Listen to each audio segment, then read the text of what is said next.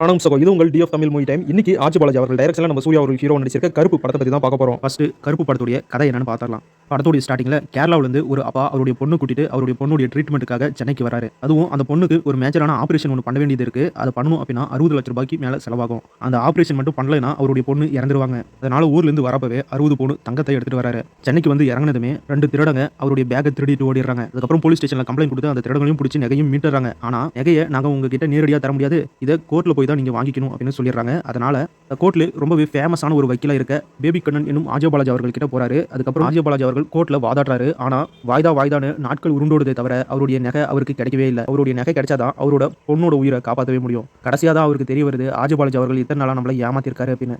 தான் ஏமாந்துட்டோம் அப்படின்னு தெரிஞ்சுக்கிட்டு ஆஜி பாலாஜி அவர்கள் கிட்ட சண்டை போட ஆஜி பாலாஜி அவர்களும் கோர்ட்ல இருந்து எப்படி நீ நகை வாங்கிடுற அப்படின்னு பாத்துற அப்படின்னு சவால் விட்டுட்டு போயிடுறாரு. கடைசியா இருந்த எல்லா நம்பிக்கையும் போய் அந்த மனுஷன் கோர்ட்டுக்கு பக்கத்தில் இருந்த கருப்புசாமி கோயிலில் கருப்புசாமிக்கு மிளகா இடிச்சு அதை மேலே பூசி வேண்டிக்கிறாரு, என் பிரச்சனையை தீர்த்து வை அப்படின்னு. அதுக்கப்புறம் கடவுள் கருப்புசாமியான நம்ம சூர்யா அவர்கள் களத்தில் இறங்குறாரு. அதுக்கப்புறம் நடந்த சுவாரஸ்யமான சம்பவங்கள் என்ன, கடவுள் மனிதனா மாதிரி தன்னுடைய பக்தனுக்காக நம்ம மாதிரி சம்பவங்களையும் உதவிகளையும் பண்ணாரு அப்படிங்கிறதெல்லாம் இந்த படத்தை பார்த்து நீங்களே தெரிஞ்சுக்கங்க.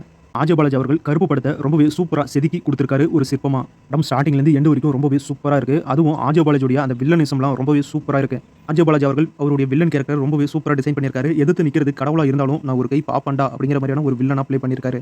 சூர்யா அவர்கள் வர ஃப்ரேம் எல்லாமே அவ்வளோ சூப்பராக இருக்குது. ஒரு விண்டேஜ் சூர்யாவை பார்த்த மாதிரி இருக்குது. த்ரிஷா அவர்கள் வரக்கூடிய எல்லா சீன்லுமே அவ்வளோ அழகாக இருக்காங்க. அவங்களுடைய பர்ஃபார்மன்ஸும் ரொம்ப சூப்பராக இருக்குது. அவங்களுடைய கேரக்டரும் ரொம்ப இன்ட்ரெஸ்ட்டாகவே இருக்குது.